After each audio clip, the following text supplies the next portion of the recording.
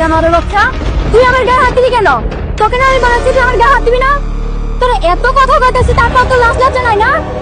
তো কত বড় সাহস, তুই আমার গায়ে হাত দিছস? তুই এখানে কিভাবে চাকরি করস সেটা আমি দেখে নিব।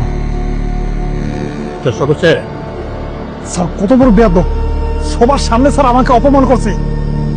স্যার ওরে আর জামাই রে আজকে দিল্লিতে এখান থেকে বের করতে হবে স্যার। ভালো করে কাজ করো।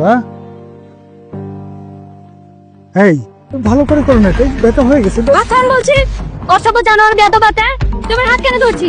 তোকে আমি কতবার বলেছি না তুই আমার আশেপাশে ঘুরবি না? এমনি সাইজে তোকে এতগুলো বকাবকি দিয়েছে, তোর কি লাজ লজ্জা নাই? তারপরে তুই আমার পিছু পিছু ঘুরিস কেন? বেয়াদব একটা লুচ্চা বাটা কোথাকার। এই সিমরি, তোর গলার সাউন্ড এত বড় কেন? হ্যাঁ, তোর সাউন্ড কিভাবে ছোট করতে হয় সেই ব্যবস্থা আমি করতেছি। এই ফ্যাক্টরিতে কাজ করবি আর আমার লগে সম্পর্ক রাখবি না। হ্যাঁ, এইটা কিভাবে করস সেটা আমি দেখে নিব। তল্লি সেনসেন করে ওরে, কথাটা মনে রাখিস।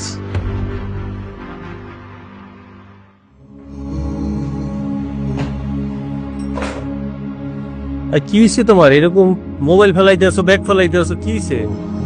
আমি কালকে থেকে আর কাজে যাবো না। কামে যাইবে না কেন? আর ওই যে আমাদের লাইনে সুপারভাইজার সৈকত আছে না, হ্যাঁ, ও আমাকে খুব বিরক্ত করতেছে আর আজেবাজে প্রস্তাব দেয়, আমার গায়ে হাত দিতে চাইও। এই সমস্ত লোকের সাথে আমি কাজ করতে পারবো না, আর তুমি আর আমাকে কাজে যেতে বলবা না। আরে শোনাবো, এমনটা কইরো না। আর মাত্র 3টা মাস একটু কষ্ট করো। আমগো গ্রামের ঘরের কাজটা শেষ হয়ে যাও, তারপর আর তোমার কাজ করতে হইবে না। তুমি বাসায় থাকবা, আমি কাজ করবো।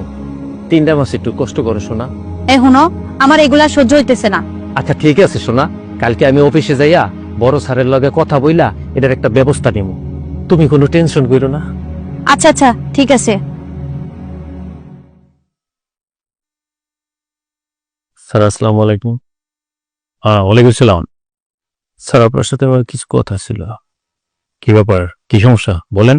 12 নম্বর লাইনের যে ফ্লোরে কাজ করে আমার ওয়াইফ লামিয়া, হ্যাঁ, ওই যে আমাদের সুপারভাইজার শকত আছে না, ও খুব ডিস্টার্ব করে স্যার।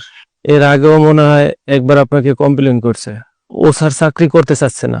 আমি আজকে জোর করে চাকরিতে নিয়ে আইছি। আমরা গরিব মানুষ, গ্রামে ছোট্ট একটা ঘর দিছি স্যার, এখনো কমপ্লিট করতে পারি নাই।